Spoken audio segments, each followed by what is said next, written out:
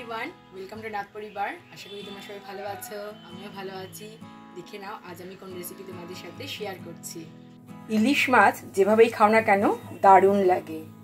আমি ইলিশ মাছ ভাজা আর তার যে তেলটা হয় সেটা দিয়ে ভাত খেতে খুবই ভালোবাসি। ভাবলাম সেটাই তোমাদের সাথে আজকে শেয়ার করি। দেখো, আমি এখানে ইলিশ মাছের লেজাটা নিয়ে নিয়েছি।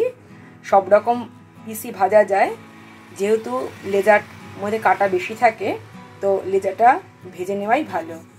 আমি টেস্ট অনুযায়ী এর মধ্যে দিয়ে দিলাম নুন আর দিয়ে দিচ্ছি হলুদ গুঁড়ো।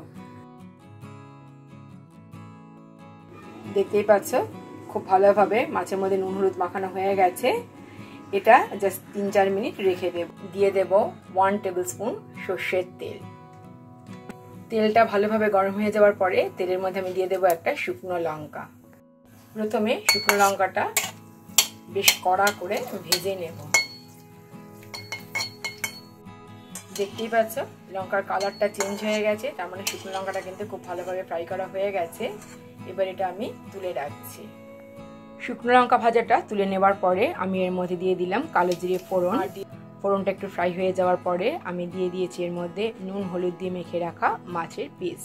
যখন মাছটা ভাজা খাওয়া হবে সেই সময় ইলিশ মাছটা বেশ কড়া করে ভাজলে কিন্তু ভালো লাগবে।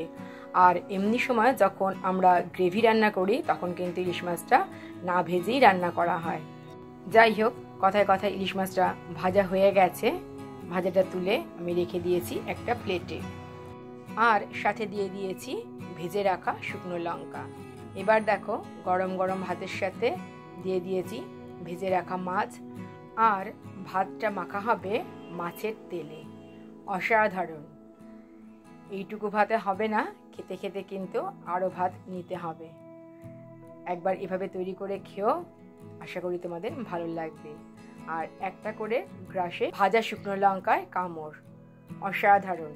এর থেকে ভালো লাঞ্চ আর হয় না। তোমরা কে কে ভালোবাসো এভাবে ইলিশ মাছ ভাজা খেতে? আমাকে কমেন্ট করে একটু জানাও, আমি খুব খুশি হব। আর ভিডিওটা প্রথম থেকে শেষ পর্যন্ত দেখার জন্য অসংখ্য ধন্যবাদ। আশা করি আজকের রেসিপি সবারই ভালো লেগেছে। তাহলে আজ এই পর্যন্তই, দেখা হবে তোমাদের সাথে আবার নেক্সট ভিডিওতে। ততক্ষণ পর্যন্ত তোমরা সবাই ভালো থেকো। টাটা।